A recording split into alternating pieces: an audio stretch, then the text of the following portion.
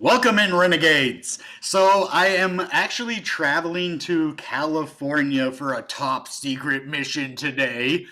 So I'm not going to be doing my live, so I'm just going to do an upload for you guys. We're going to do a real quick upload, just get a little bit of news out there and a little bit of the charts, because we had an emergency on our Saturday video, and we're going to see how that turned out and exactly if this is still an emergency or not. We should know by next week for sure. So let's get into this. As you know, if you watched the channel, I believe last Friday, we had Meta Owl on the channel, and shout out to Meta Owl and the Meta Owl token. So we were talking about like some kind of a card game. Well, there actually is one that already exists called Elementum. It's a Web3 trading card game on the internet computer, and we actually have spoken with the team before. We were going to hold a tournament on their old game, but we'll see. Maybe we can collaborate with them, but I like what they're doing. They say a new week is starting, and we're more than excited to keep building the Elementum TCG. We've had some amazing meetings with other projects in the ICP ecosystem, and we're ready to take gaming to the next level. Get ready for the real boom. So it's cool. I like what they're doing over here. Definitely support these guys. Keep building, keep doing what you're doing. And yeah, good job. So let's see what else is going on the internet computer. Like I said, this is going to be a fast video. We're just going to get this done. I still have to go drop my cat off and then get ready to get on the train, take my luggage, and go to California. So definitely happy about that. One of my friends actually footed the bill for this. So shout out, you know who you are. Thank you so much. Anyway, ICP continues to ship updates, enhancing multi-chain capacities and fostering partnerships to spread awareness to larger audiences. Here are the recent 5 big things.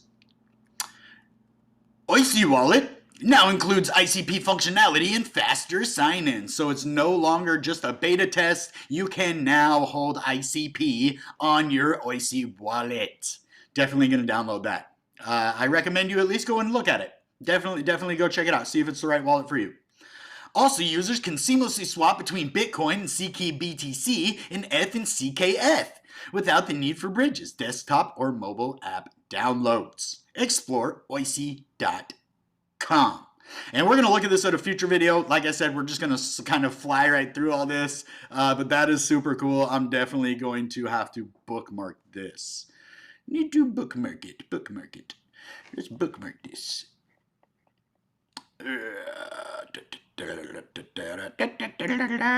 Where's bookmark? Oh, there it is, right there. Bookmarked.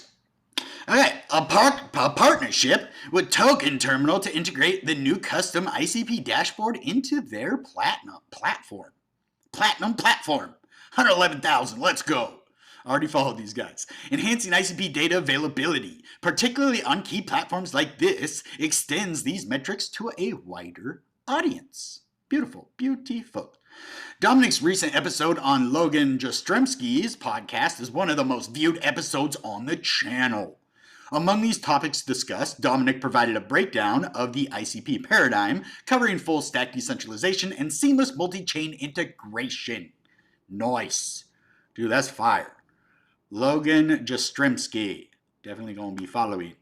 The goal one day is to get this man on the channel. Dominic, if you're watching, bro, you got to be on the channel, man. I'm one of your biggest supporters. Our community loves you. We'd love to have you on the channel. I promise I won't let any of the FUD get in to the interview. Sometimes that happens live streams, right? I mean, come on. The founder of Definity and chief scientist Dominic Williams discusses a no-holds-barred conversation in the future of the industry. Dominic's views on the in-state. Let's see. How no other blockchain is close to Definity, the lack of flywheel in current blockchains, technical breakdown of ICP. You don't want to miss this. Dominic is not afraid to speak his mind.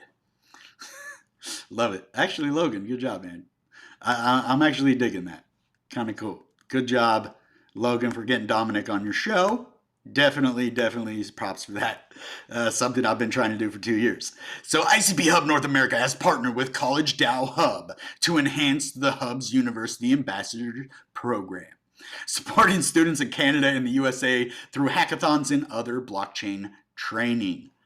I love ICP Hub North America. They do have an ICP Hub USA now, which is kind of cool. North America is like the overseer of all of them, it looks like. And then ICP Hub USA, and they have ICP Hub Mexico. And I think ICP Hub North America is mainly in Canada too. So they're just doing it big. They're like the supervisors of all the other hubs in America. So I love it. Definitely shout out to these guys. Keep up the good work. Javi is the man. The man, the myth, the legend, Javi. Get deep into this conversation between Jan Kamenish and hosting advice. How ICP utilizes smart contracts to drive its decentralized cloud network and its distinct advantages in Web3 development. CTO of Definity is Jan Kamenish. Let's go. So pretty cool. Love it. All right, now let's go over here and take a little bit of a look at our Renegade token real quick. We're just going to do this real quick. We did just burn 50% of the liquidity pool. So if you want to see, there's 106 ICP in here, about 200 million tokens left.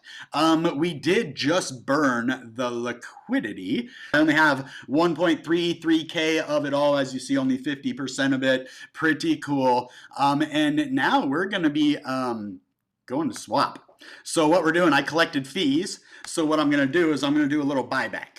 I'm doing a buyback. So we're going to do 0.268. So now we swap the tokens, and then we will add liquidity.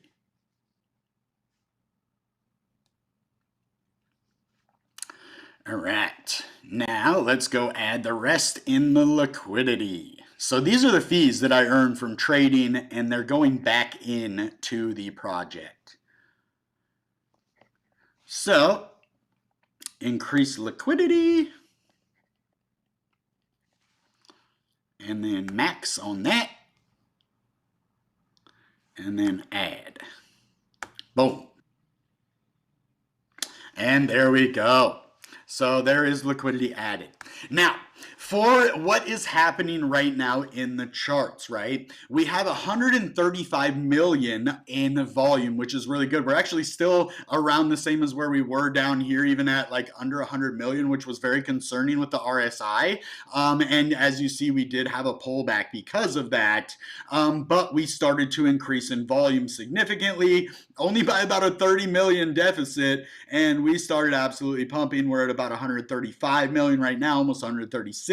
And that's what we need to close this week. We need an insane amount of volume, but we also need that average volume to come down. So it's kind of a double-edged sword. This is going to be an area we need to watch. And I will show you over here this RSI. We broke it here, and I was telling you that that was a huge possibility that we could break this RSI.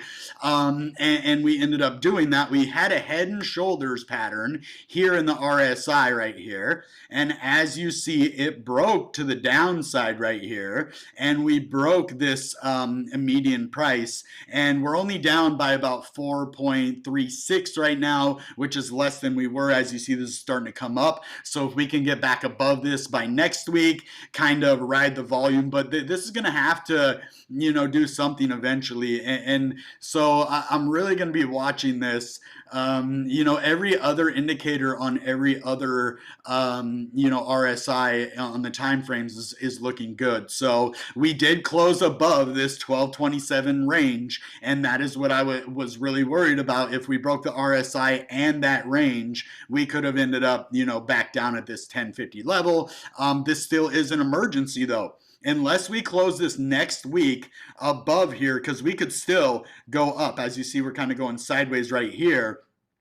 We closed here at the bottom, so we're really going to need a big move to the upside, or go this week, have this kind of go down, and then at the end of the week break through it, or at least test it on the upside and not completely get rejected. But if we get rejected by this, I see a move back down here to this 59 range, and that is going to bring us either to 1024 or all the way down here to 954, and then we could be testing somewhere around this median price for the Bollinger. I do want to get the EMA 9 out here though, so that we can see exactly where we're going to be, holding support. And this is a good level right here at 1201. As you see, we bounced right off of this EMA 9, and we have not been below the EMA 9 since our initial breakout, which has brought us very, very high. And as long as we can stay above this 9 on the weekly, we are going to be bullish. I would like to look a little bit at the 21 though. If we're looking good on the 21, that is what I want to see.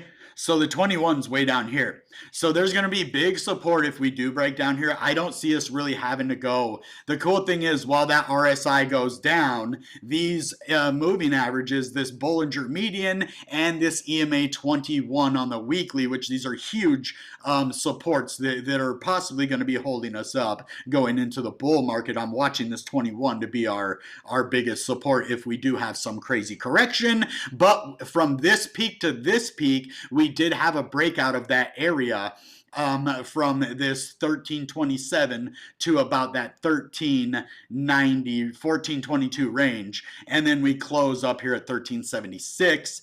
And we did even go up to almost 15 right there. So things are looking pretty decent. Now, if we go to the smaller time frames, I do want to look at the daily really quick, because as you see, we are getting higher highs than our original breakout. We do have another test, but we're getting higher lows than the lows over here too. So as long as we don't get a new low, I see this as a good correction. We are below this median price, so it would be good to get above 1336 and about 1307. This is an area where I would look for either a rejection and go back down here and possibly test 1172, or a breakout of this area. It does look like we just broke out of the EMA 21 at 1289.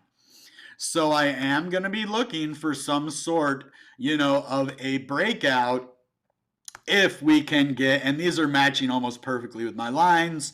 From that 13 level, this level at 1310 is going to be very important, all the way up to this at 1321. So, and then the 1618 is going to be up here at this 1594 range. So I see that as a possible, area where we could be testing one more time.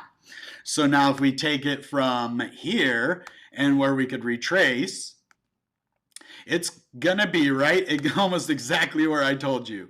The 1618 at 1089, as you see my line's about 1115 and 1052. So this is going to be another indicator, which is going to be somewhere around here, back here at this, wick area.